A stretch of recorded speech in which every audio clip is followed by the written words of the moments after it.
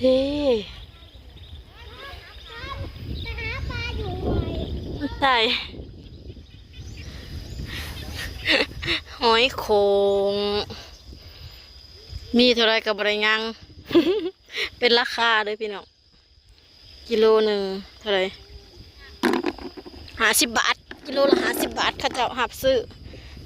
เขาอาหารอยู่ในเมือง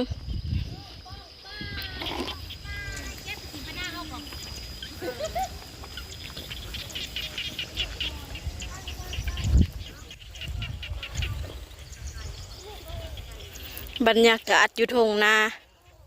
เสียงเขียดห้องพี่น้องเอ้ยบ้านเฮา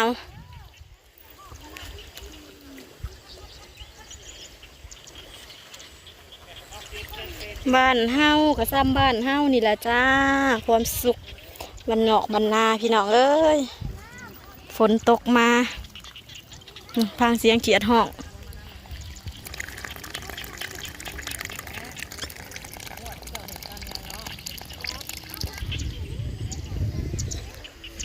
ทีมงานเก็บหอยพี่น้อง